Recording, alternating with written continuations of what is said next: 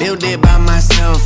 Bourbon from top shelf, yeah. I don't even know no one. Yeah, I ain't got no label or a manager. Gotta keep my percentages, gotta keep all my benefits. I don't take no orders, only take orders if it's orders. Never no breach, never no siege. I see I'm putting up borders. Bitch, if you're talking about funds, then I guess I'm a hoarder. Now, stakes been high, take a look at my steak. My steak been looking like porterhouse. Brand new LLC. What's going on, drivers?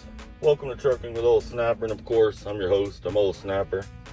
I'm getting unloaded at this Sam's Club down here in Grand Prairie, or kind of Arlington. It's right on the edge. Walmart's right next to it, and they got their customer pickup out there. I love the looks they give me. I mean, it's freaking awesome, man. There was a driver that showed up, picked up a drop trailer a while ago, and I was just getting ready and put this thing on, and she was looking at me like her eyes were that big. I mean, if it was safe, I would drive in it, but it's not safe to drive in, so I don't drive in it. But it's pretty cool when I make videos. Now security's riding by. Oh yeah, it's great. It's absolutely great. Yep. How's it going, man? Anyway, we're going to get into the 5 lies that trucking companies will tell you. I'm back.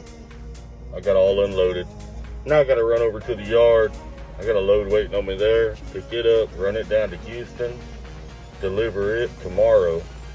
And then I got another trailer sitting in Houston, pick it up, bring it back up here.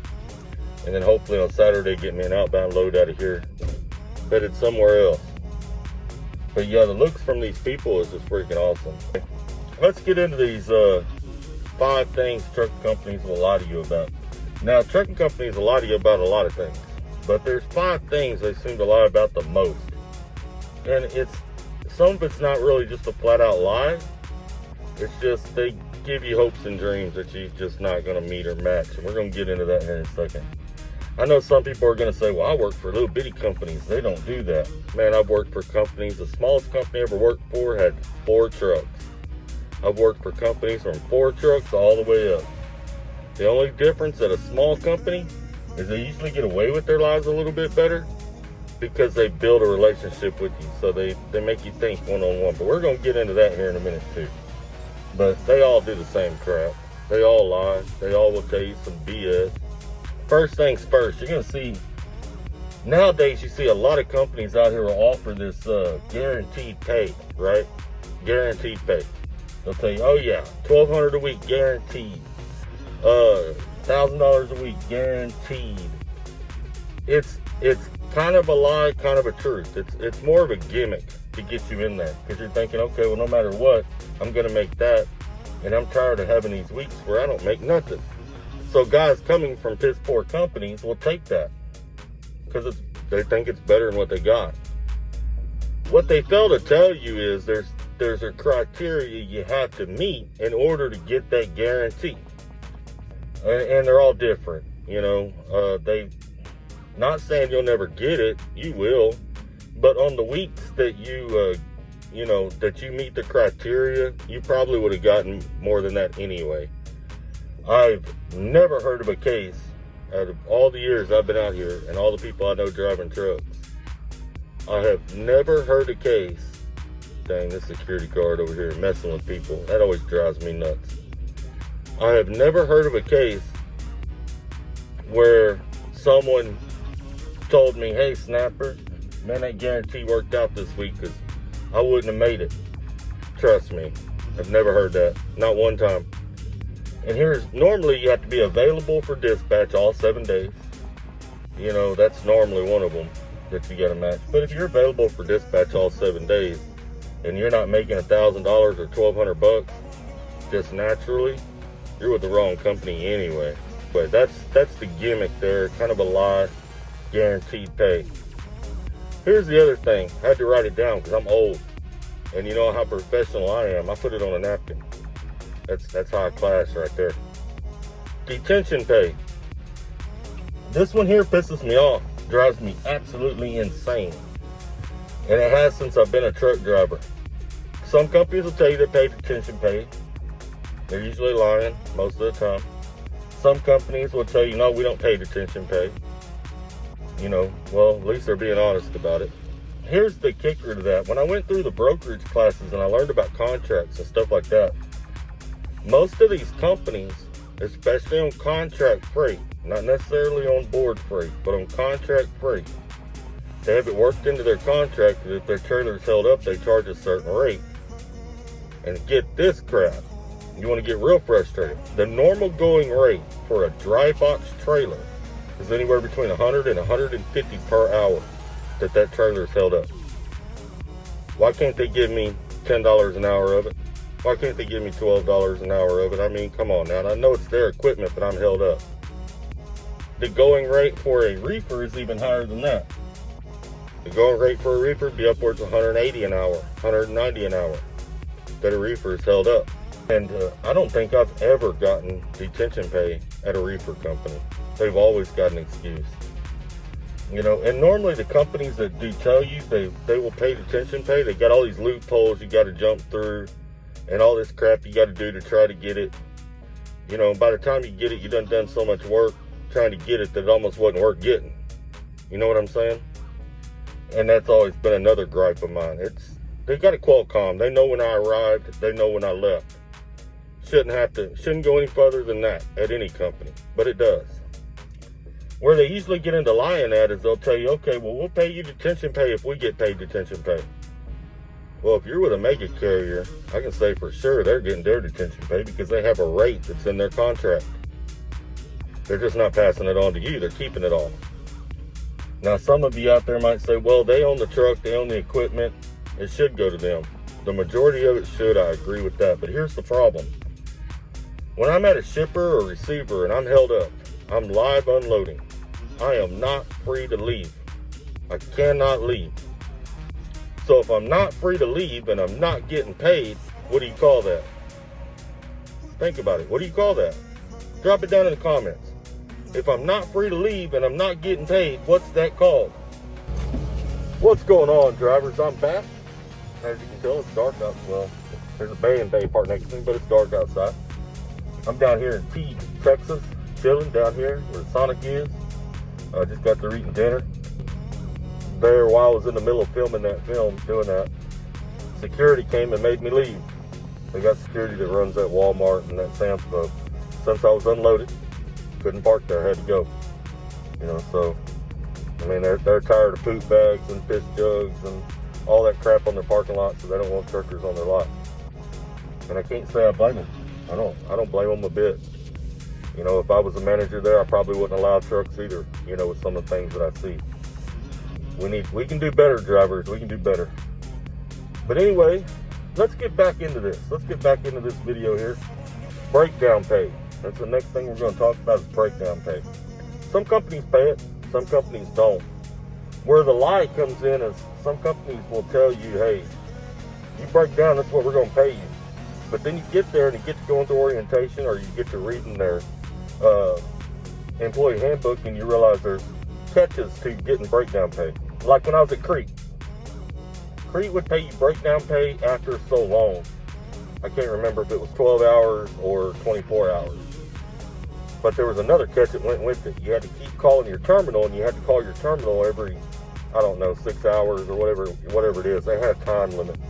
And you had to first have the amount of time broke down. Second, you had to have been in contact with your terminal throughout the breakdown. And thirdly, the way Crete was going to get out of it was they were going to offer you another truck.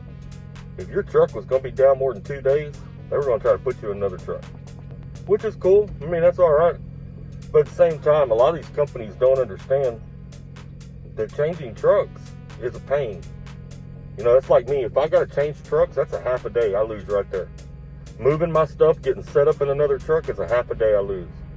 Even if it's just a loaner truck, because I'm not going to leave anything behind. You know, I mean, other drivers, man, they'll go through your stuff and your truck's sitting there. You don't know what's going to happen to whatever you leave in that truck. I mean, I'm not going to do it. Everything goes with me when I go, you know, so it's a pain in the butt. One thing a lot of companies don't realize is they'll buy this cheap equipment. I wouldn't say a lot. There ain't very many that do this, but a few companies out here will buy this cheap equipment. You know, it's bottom line, cheap, but it breaks down a lot. Has a lot of issues. And then they wonder why they can't keep drivers, you know, and I've seen some where they got poor equipment but their pay is really good. And they still can't keep drivers, and they can't figure out why. Well, I'll give you all a little secret if any of you companies are watching. It doesn't matter what you pay if you break down all the time. If you got trucks that break down a lot, drivers ain't gonna stay. I don't care if you're paying $2 a mile, they're not gonna stay. It's just not gonna happen. You gotta remember, we're not paid by the hour, we're paid by the mile. So when a truck breaks down, that costs us money just like it costs you money. The thing with breakdown is, it's not really, I wouldn't call it a lie, but most companies are gonna do everything they can to get out of paying breakdown pay. I've gotten it. It's usually about 25% of what you would make rolling down the road. But hey, it's better than nothing, right? But that's the deal with breakdown. All right, let's see here. Grab my notepad. Home time. Man, this is one that a lot of companies play games with. I've seen companies clock your home time all kinds of different ways. They'll tell you, well, you get 1 day off every 6 days out, which is cool. I mean, that's all right. But then the way they calculate your days off jacks you up, where you don't really get 1 day off every 6 days out. Let me explain what I mean. Some companies will clock your time for 24-hour blocks from the time you get home. So let's say you get home at noon on Wednesday. Well, noon on Thursday, that's 1 day. Noon on Friday, that's 2 days. Noon on, you know what I'm saying? You see what I'm saying? They're not figuring in going home or none of that. The way I calculate home time is, if I drove home that day, I worked that day. If I drove at all on that day, that's a work day. So I never count my first day and I never count my last day. So if I'm taking 4 days off, I actually take 6. Because I don't count my first day and I don't count my last day. I work those days. Think if you were at a regular job, if you work construction or whatever. If you take off at noon, that's not a day off. You earlied out, but that's not a day off. A day off, you didn't go to work at all. That's a day off. And that's another way that some of these companies will calculate your home time. They'll say, all right, well, you get home at noon on Thursday, so that's day 1. You know what I'm saying? I don't count that. So some companies kind of play games with it. Also, like, I've worked for flatbed companies that would get you home every weekend. And I see some of these OTR companies, they'll advertise on their trailer, get you home every weekend. There's usually a gimmick that goes along with that as well. Like, a lot of times it's just for a 34-hour reset.